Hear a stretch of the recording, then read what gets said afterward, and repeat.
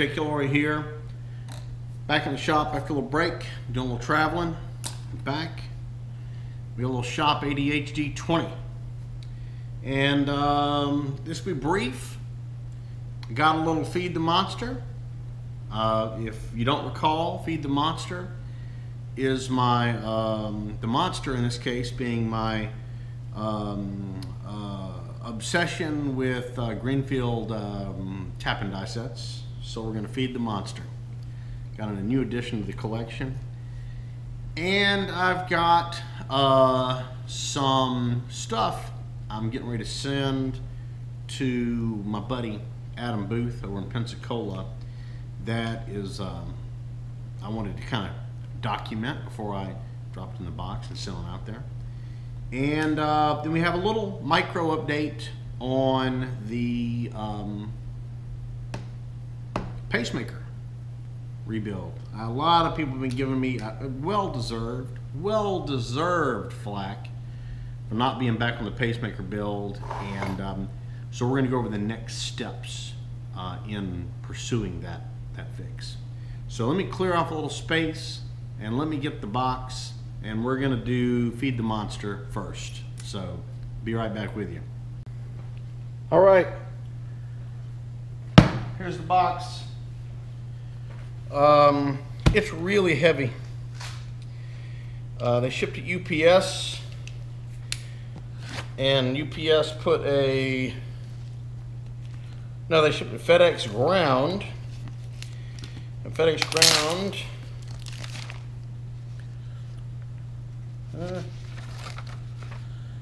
doesn't say how much it weighs, but I'm here to tell you it's heavy.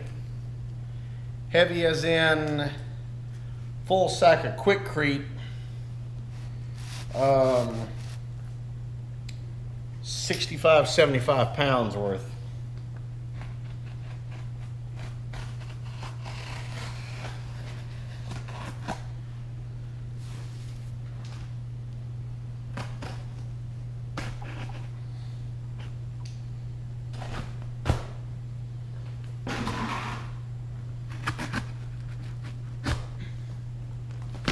This was an eBay purchase for all those that might be interested. There's at least two, holy smokes, that box is big. Let me bring you around here and just show you the end of the box.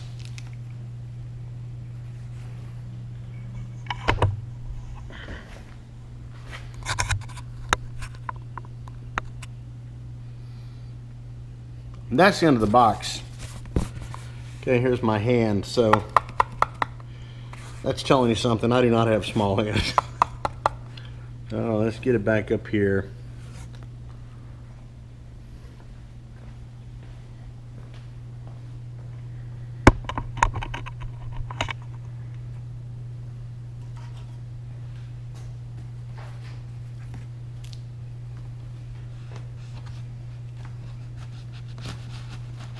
The best way to do this might just be to cut the box off.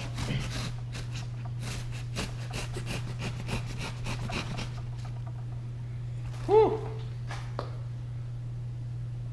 The box does need some work, but the seller disclosed this in his description.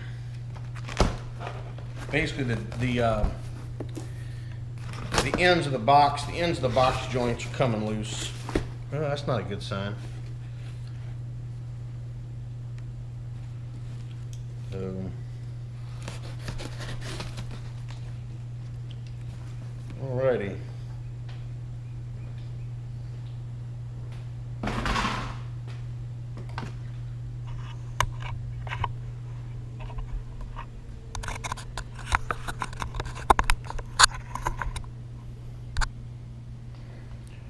Okay, the top of the box, I don't know, it could be stuck down in there. The top of the box is definitely damaged. Here it's missing. It says tap and die set here, and then there's a number 50 on the end. You can see die bodies, Greenfield die bodies going down there. This is never a good sign right here when you got parts coming out.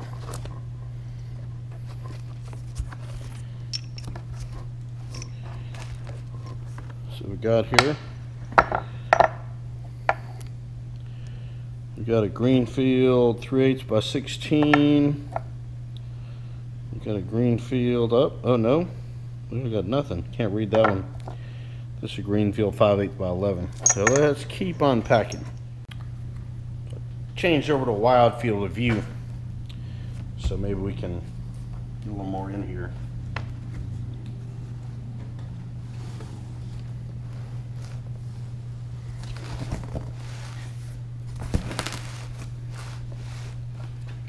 Let's cut that in down there.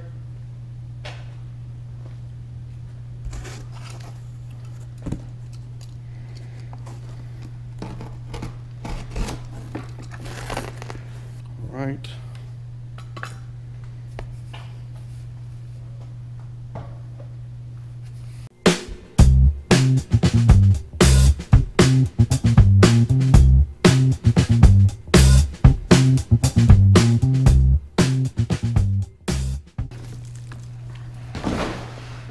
All right.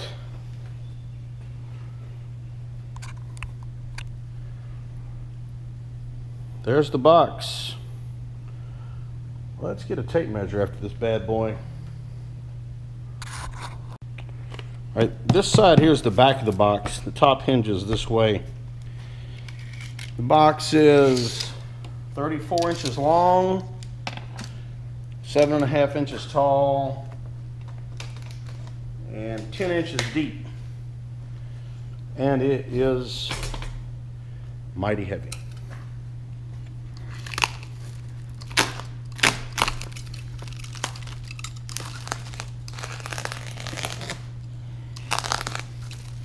Well, you know your box cutter's dull when that is all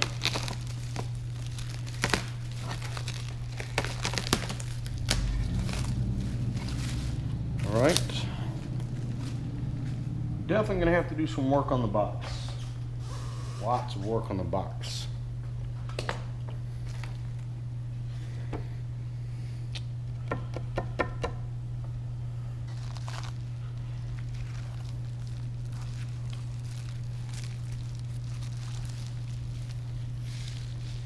Plastic wrap there.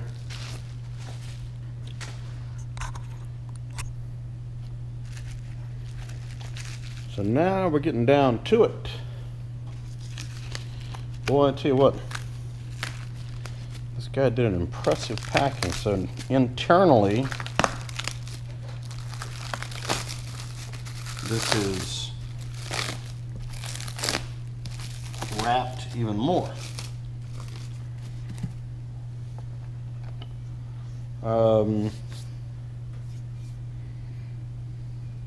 This looks like a number 6. Yeah, it's a number 6. It's in pretty decent shape, but this certainly isn't the reason I bought this set.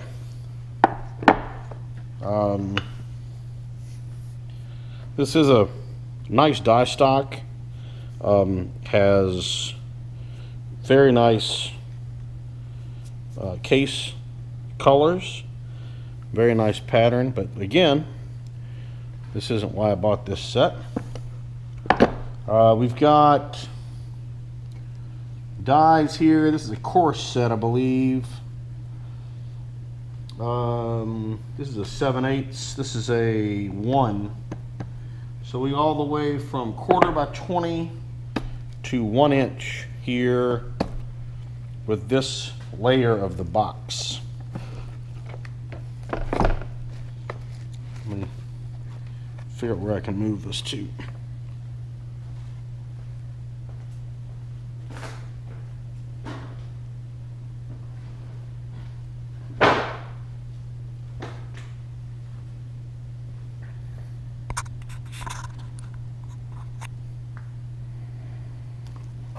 Got a few more loose dies here. Move out of the way. 4 or 5 layers of, oh, now look at this. Now we are getting down to what I bought this set for. Now we are getting right down to it.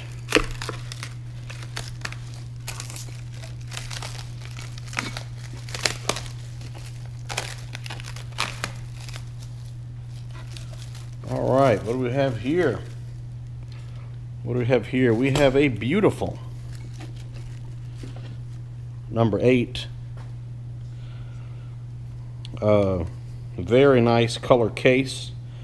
I'm a sucker for a color case hardening job. In really good shape. Almost looks like it hasn't been used. I mean, it's still packed in grease, right? No marks on the knurling. Just really a beautiful piece. And got the other handle. Then we have taps here all the way up to 1.5 by 6. And I'll be honest with you, that tap hasn't been used. I mean, that thing's brand new. Thing's a beauty. The whole set seems to be just almost like new old stock, which was the primary reason that I made this purchase. Now let's get down to the bottom layer here. Holy moly. Oh, that's cracked. I'm gonna have to do some repair there. I need to take that out of here.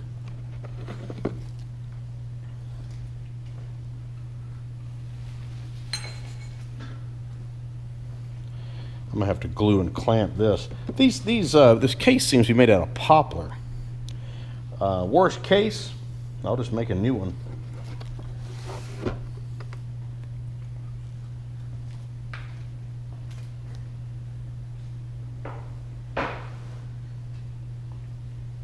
All right, now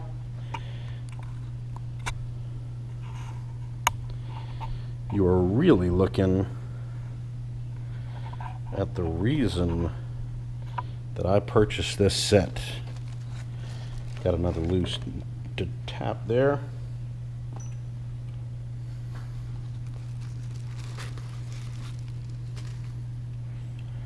I'm just gonna let that sink in for a little bit. Just gonna let you smell it with me. Just stuff still packed in wax paper.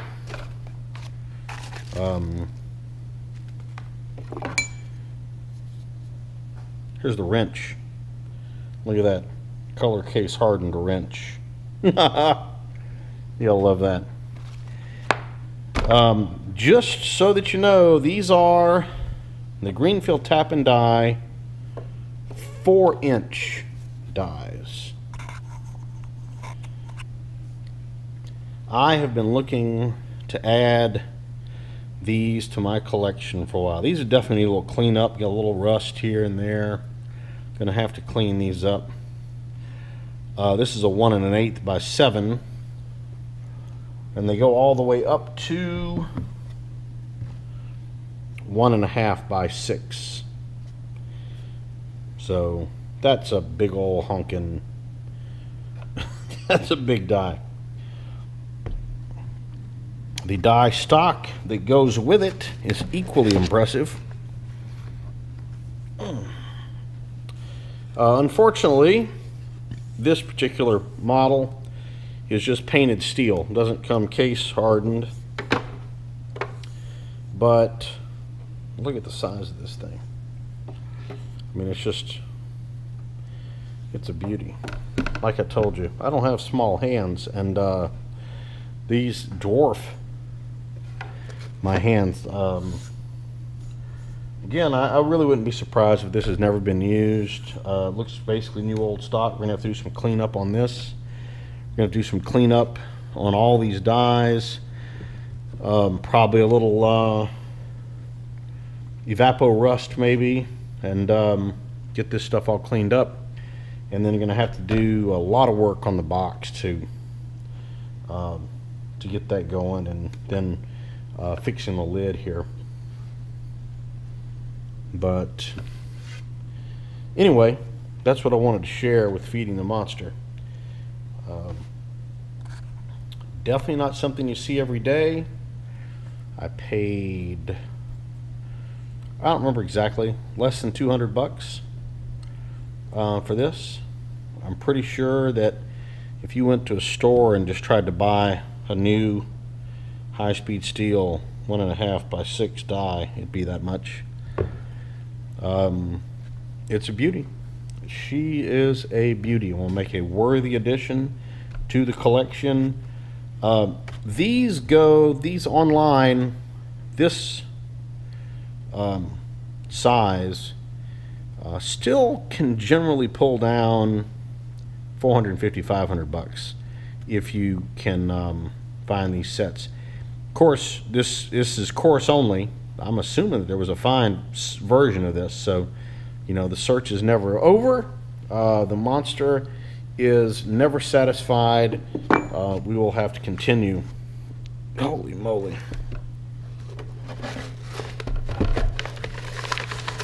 Here's the other handle.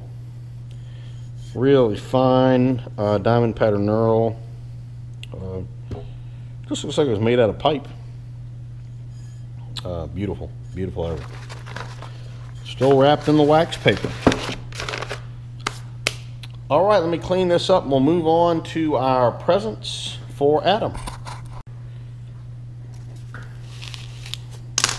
All right, I remember quite a while back,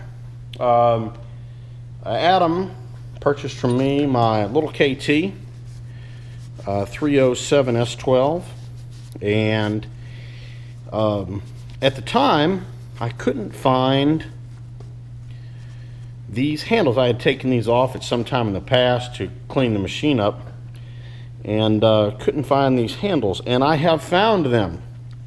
This is the knee handle for the right side.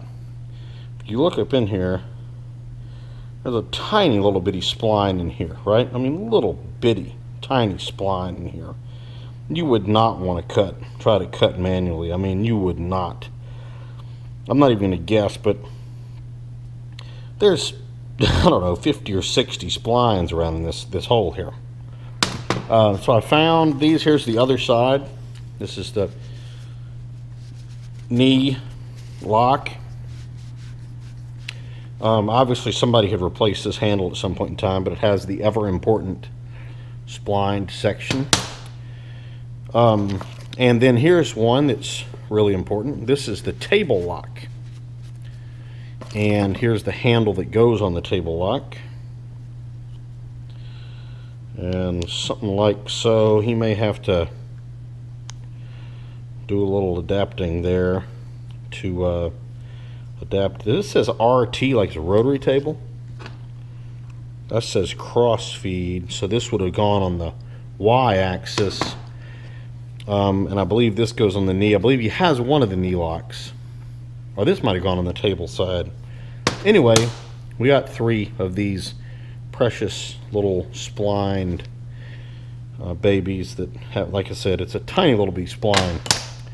Also got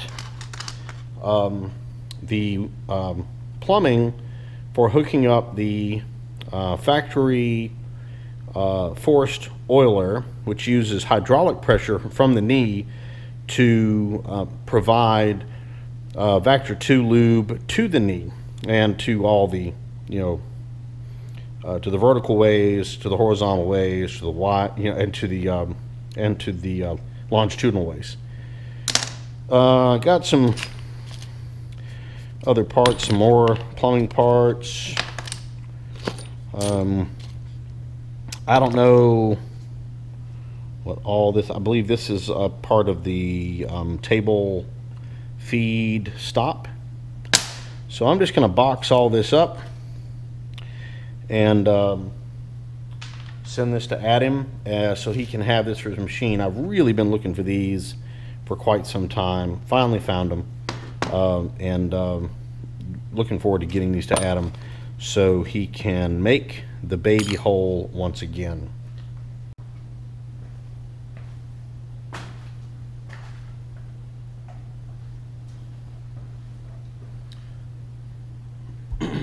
All right. So for a little micro update on the pacemaker rebuild, as you might recall, missing 2 teeth, or missing a tooth out of here. Tried unsuccessfully to find anyone that would just kind of rebuild this on the go.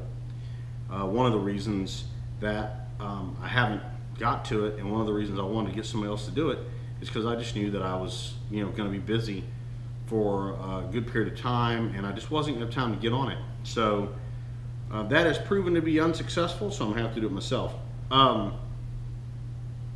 So what we got here, this gear is 55 teeth, and I have the cutter. Let me see, my palm.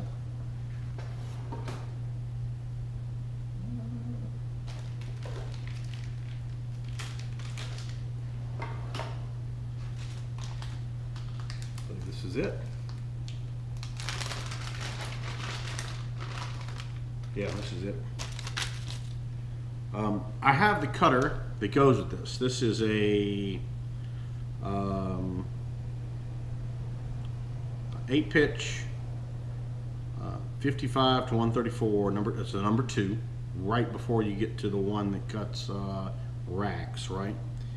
And so I've got the cutter to do this. Depth of cut 270 thou. So there we go. What don't I have to make this happen immediately is this. This is one of my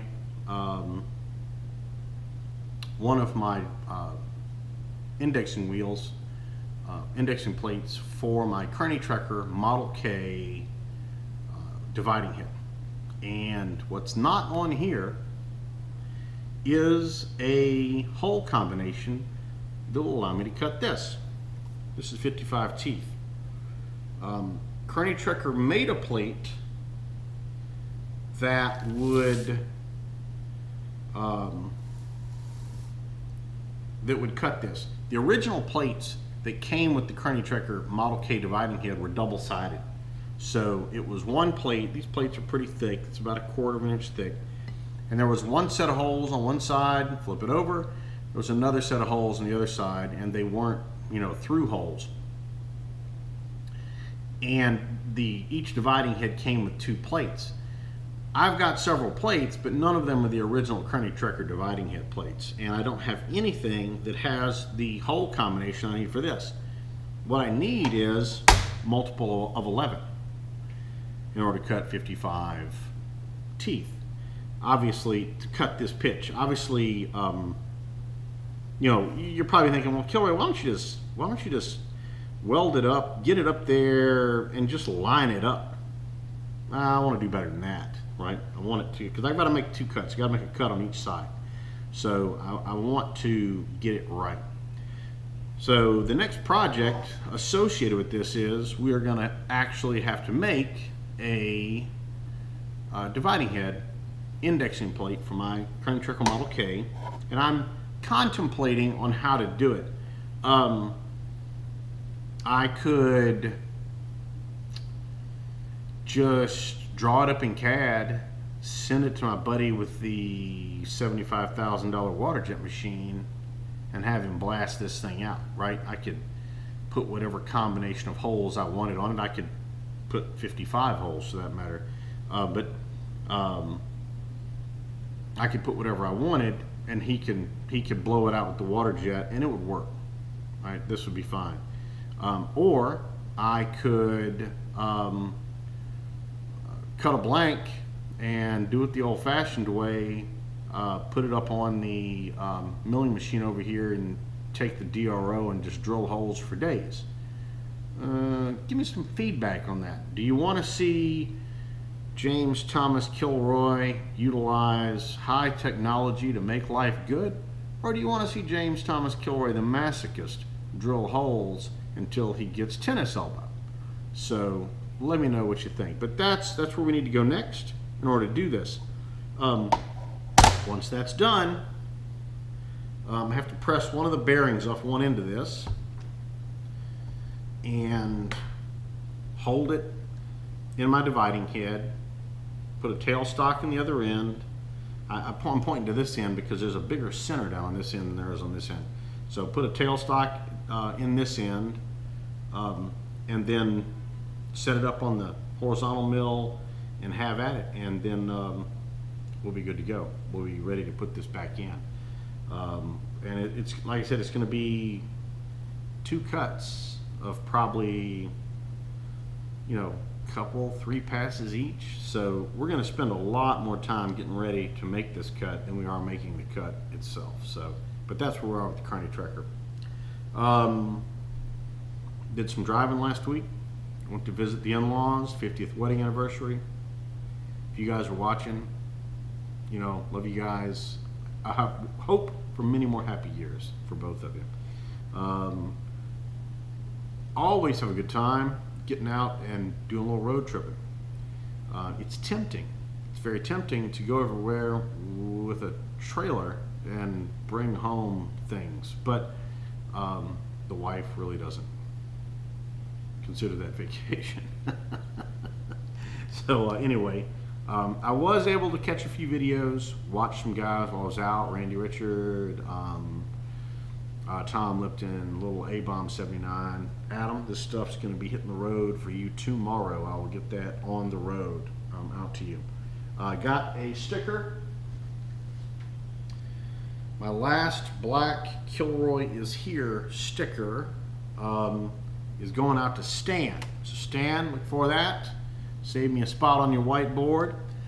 And we're going to be back in the shop. We're going to get cleaned up from this, and we're going to be back in the shop. We're going to do some more work on the angle plates, finish those up, and we're going to use that cool Suburban tool fly cutter that I've been getting tons and tons of email questions about, that Suburban tool fly cutter. So I think also what I might set up, I've got some flat stock sitting around here. I'm just going to set up a couple of cuts for the next video where we're just going to cut some mild steel. We're going to cut some aluminum. People are asking, a lot of people obviously have interest in the piece, and they want to see some more. That was cast iron that we cut, and it cuts cast iron beautifully. They want to see the machine, they want to see it being used on a mild steel aluminum. And several people requested that I change adapters and mount it into my Bridgeport clone and run it in the Bridgeport clone, because this kind of machine they have, they want to see how the unit works in a smaller machine, not a 12,000 pound 50 taper machine.